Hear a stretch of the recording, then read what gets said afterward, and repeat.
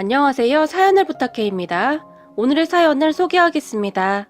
저는 30대 여성입니다. 어느 날 아침 식사를 하고 난 후 여유있게 커피 한 잔을 마시려고 하는데 벨소리가 울립니다. 인터폰을 확인해보니 시어머니 얼굴이 보입니다. 어머님, 어쩐 일이세요? 라고 제가 물었는데 그날따라 시어머니의 옷차림이 심상치가 않습니다. 등산 모자에 등산복까지 입고 있는 모습이 평소 시어머니의 모습과는 사뭇 달라 보입니다. 어머님, 어디 가시게요? 등산 가세요? 라고 제가 다시 물었는데요. 그래, 등산 가자. 너랑 나랑. 그리고는 시어머니가 활짝 웃었어요. 지금요? 라고 묻는 제 말을 듣고는 있는 것인지 아니면 못 들은 척 하는 것인지 시어머니는 빨리 옷 챙겨 입거라 라는 말만 되풀이합니다. 하지만 저는 어머님, 저 등산 안 좋아해요 라고 말을 해버렸는데요. 나도 등산 안 좋아해. 근데 오늘은 꼭 가야겠구나 라고 고집을 피우시네요.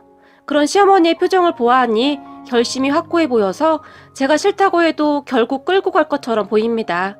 저는 그렇게 시어머니의 성화에 못 이겨 욕실에서 대충 씻고 나왔는데요. 저를 보던 시어머니가 화장은 안 하니? 라고 묻습니다. 화장이요?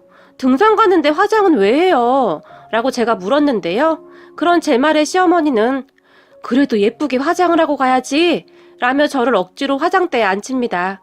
그렇게 저는 잘 하지도 않는 화장을 하고 시어머니를 따라 나섰는데요. 그런데 문득 시어머니가 배낭 하나를 메고 있는 게 보입니다. 어머님, 배낭 제가 멜까요? 라고 말을 하고는 배낭을 살짝 들어봤는데요. 맙소사, 배낭이 너무 무거웠어요. 그런 배낭을 보며 어머님, 도대체 배낭에 뭐가 들은 거예요? 라고 제가 놀란 채 시어머니를 바라봤어요. 그런데 시어머니는 그냥 이것저것 이라고 말을 하고는 급히 배낭을 등 뒤에 둘러맸는데요. 어머님 안 되겠어요. 너무 무거워요. 이걸 메고 등산을 어떻게 해요? 도대체 뭐가 들은 거예요? 라고 물으며 배낭 안을 보려고 손을 뻗었는데요. 시어머니가 다급한 목소리로 아니야, 별거 아니야 라며 배낭 안을 보여주지 않았어요.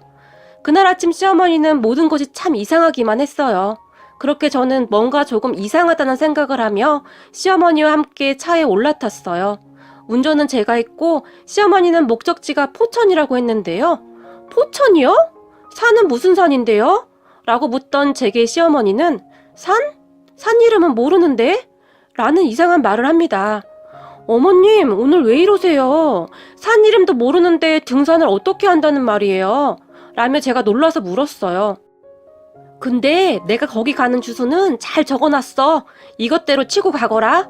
라고 말을 하며 주소를 보여줬어요. 경기도 포천시 내촌면.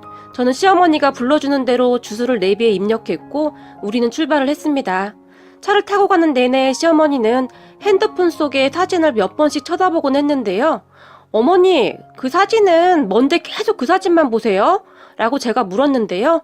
시어머니가 황급히 핸드폰을 감추며 현정아, 거기 가면 김치말이국수를 아주 맛있게 하는 곳이 있다고 하는데 우리 거기서 점심도 먹고 올까?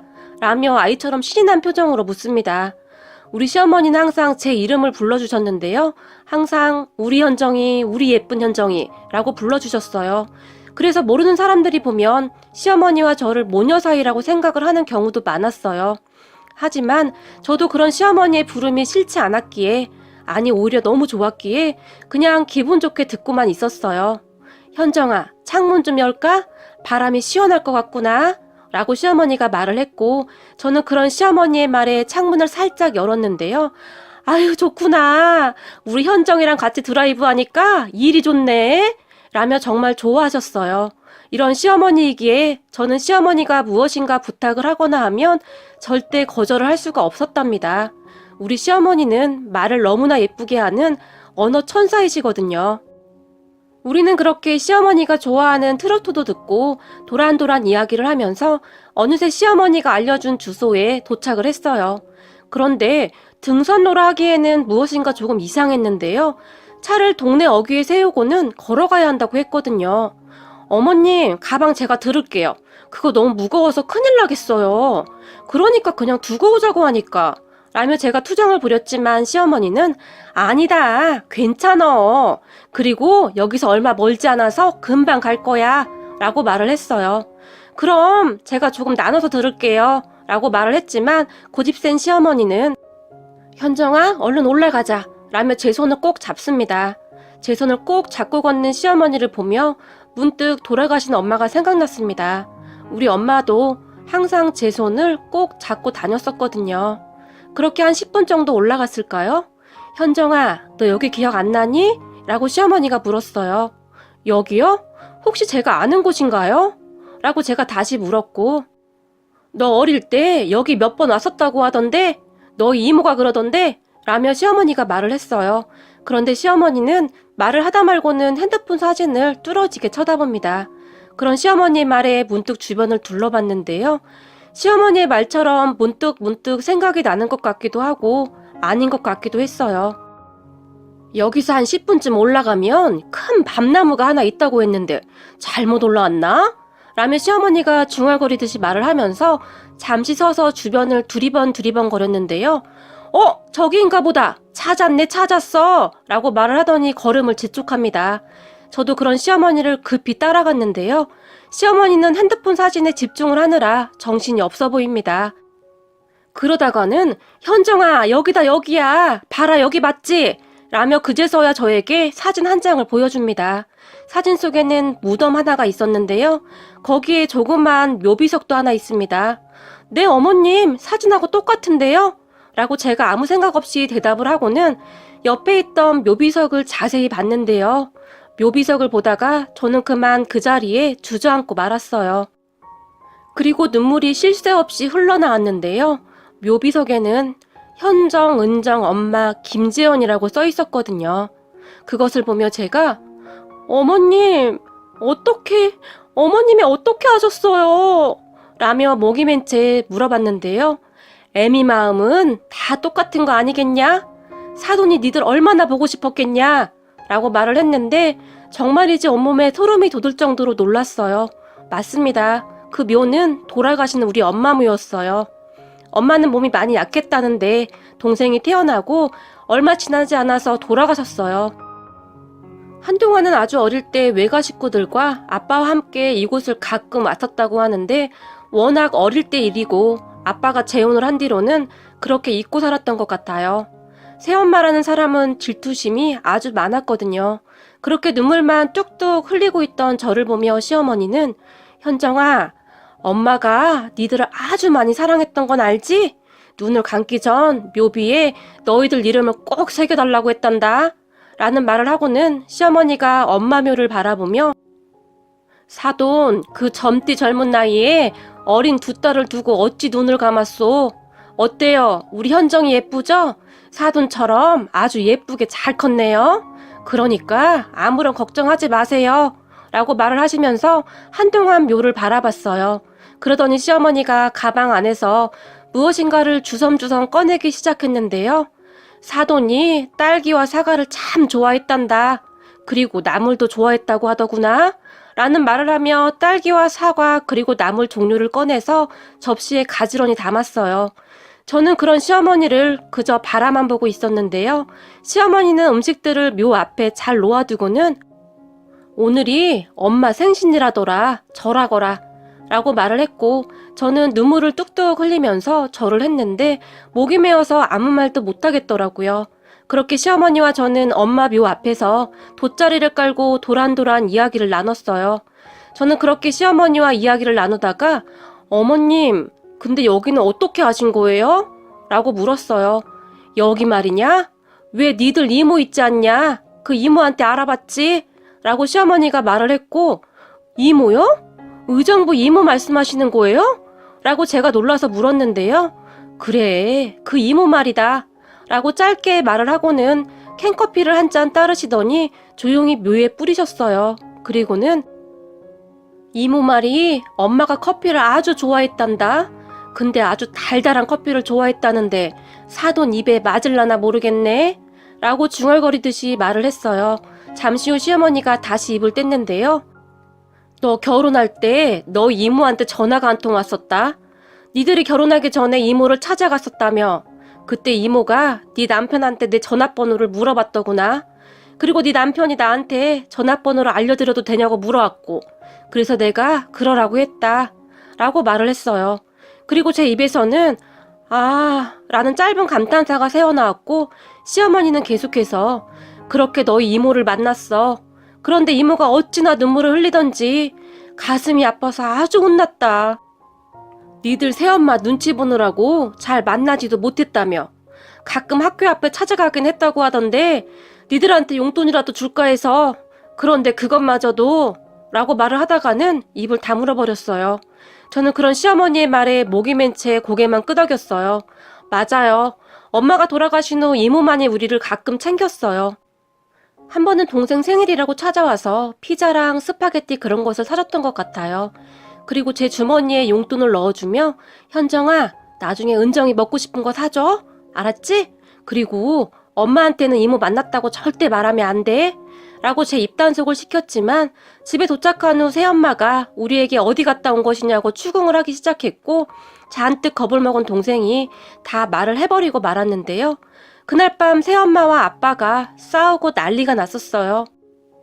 이모라는 사람이 생각이 있는 거야, 없는 거야? 이럴수록 애들한테 좋을 게 하나도 없어.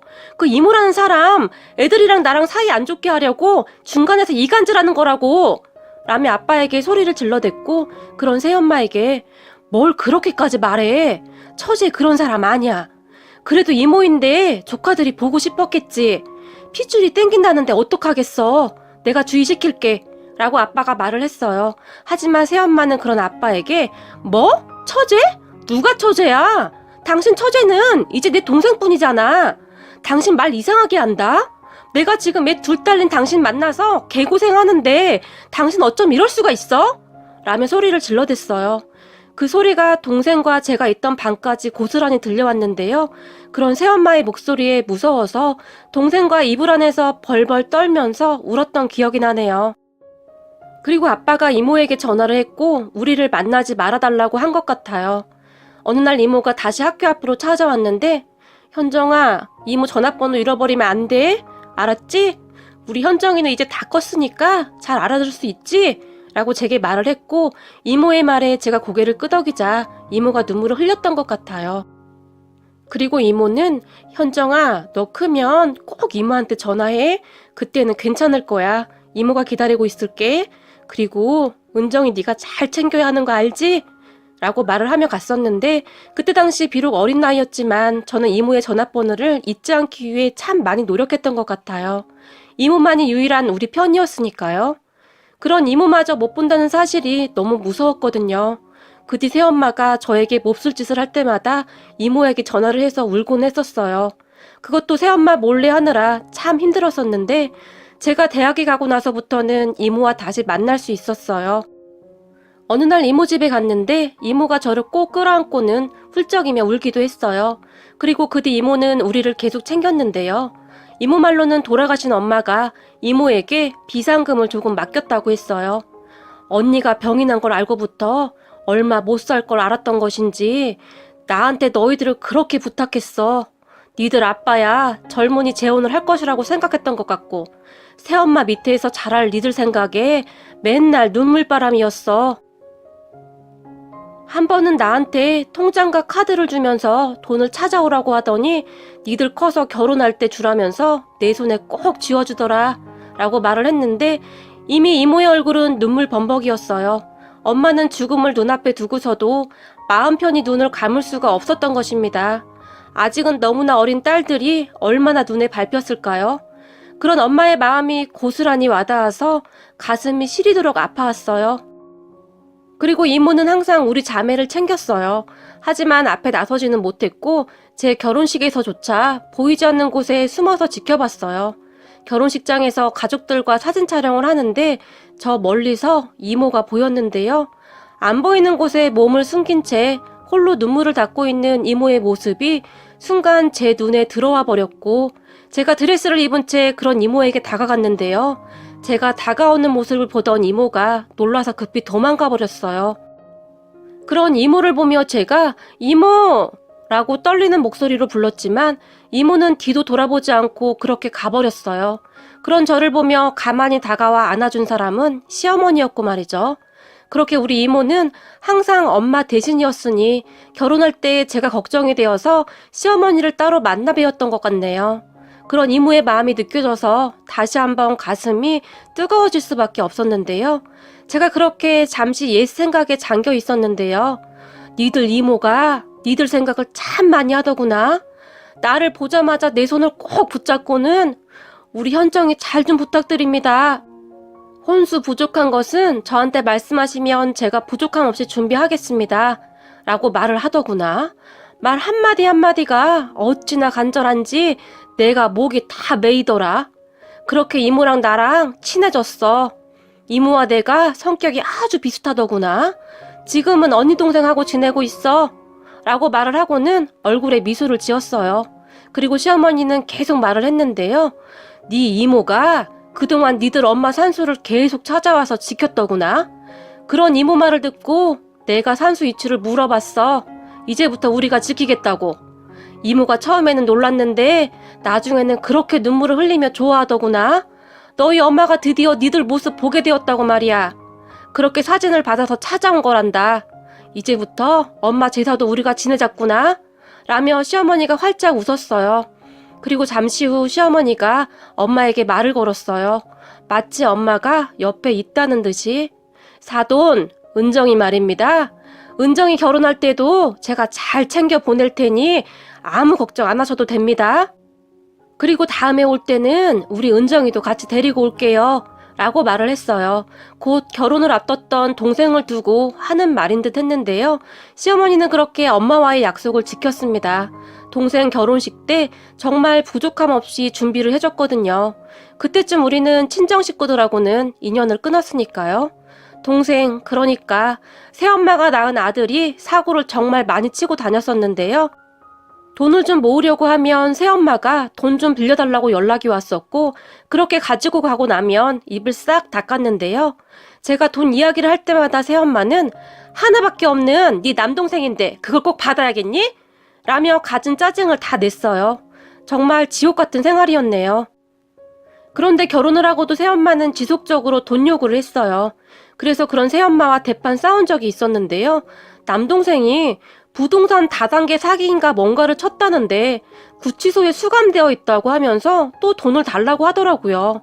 변호사를 고용해야 한다고 말이죠. 계속 반복되는 일이다 보니 제가 거절을 했고 새엄마는 방방 뛰고 난리가 났었어요.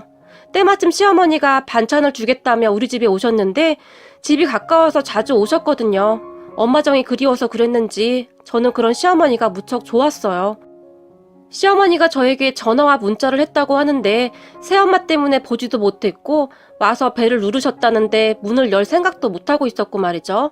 그런데 집안에서 고래고래 소리를 지르는 소리가 들리니까 시어머니가 남편에게 비밀번호를 물어봐서 안으로 들어오셨는데요. 마침 새엄마가 저의 등짝을 마구마구 때리고 고함을 지르는 것을 보고는 시어머니가 순식간에 그런 새엄마를 밀쳐버렸어요. 그리고는 한 번만 더 우리 현정이한테 손만 대봐. 내가 아주 가만 안 둬. 라며 쓰러져 있던 새엄마에게 고함을 치셨어요. 그리고는 시어머니가 어디 감히 내 자식을 때려? 라며 다시 한번 말을 했고 그런 시어머니를 보며 새엄마가 얘가 왜 당신 딸이에요? 내 딸인데. 라고 소리를 질렀어요. 그런 새엄마의 말을 듣던 시어머니가 엄마가 딸을 그렇게 때리는가? 어떤 엄마가 그래요? 라며 다시 엄마에게 말을 했고 이봐요. 얘는 내 딸이거든요. 며느리가 어떻게 딸이 돼? 말이 되는 소리를 해야지. 라고 새엄마가 소리쳤어요. 하지만 시어머니도 절대 지지 않았는데요. 그러는 당신하고도 피 한 방울 안 섞였잖아. 라고 새엄마에게 큰 목소리로 말을 했어요. 저는 그동안 시어머니가 그렇게 화를 내는 모습은 본 적이 없었던 것 같네요.